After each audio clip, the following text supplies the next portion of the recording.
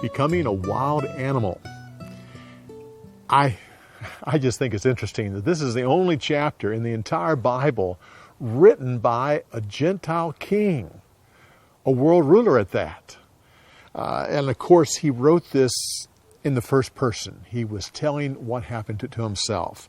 Now, his particular type of insanity was one where the person thinks that they're an ox.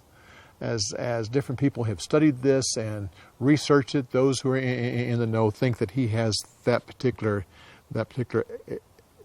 ailment. It indicates that the other counselors couldn't tell him the interpretation of the dream. And yet, it's not that hard to figure out. Counselors and soothsayers and fortune tellers were used to be able to see through something and to, if they have to, make it up. In this case, they didn't want to touch it. They knew what the interpretation was, more than likely.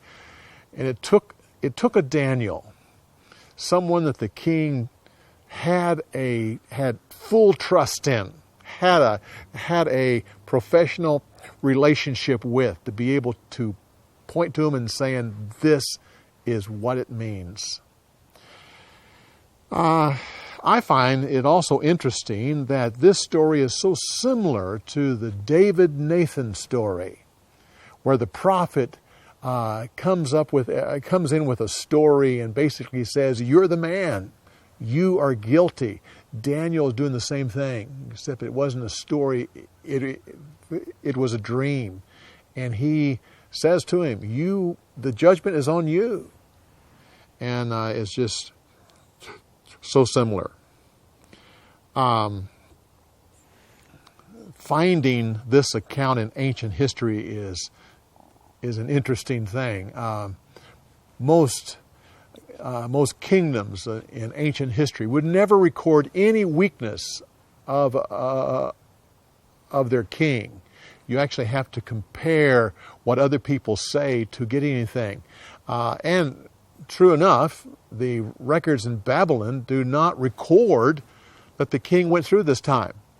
Now, if you go to Greece, they do record it.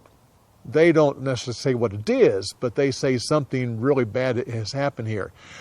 But what you do find is this, that in the Babylonian records, there's a 7-year blackout. 7 years that nothing happened.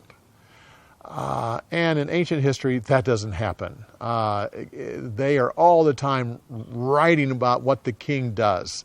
So right here, so this shows us an interesting little piece of Babylonian history. One of the greatest kings in all of history goes through this period of time. I personally wonder about how his kingdom could still be waiting for him after 7 years.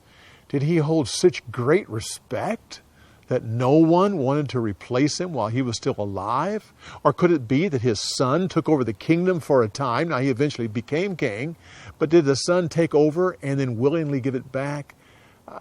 I don't know the answers to those things. But come back next week when we continue on with more insights on the story of the week. We'll see you next week.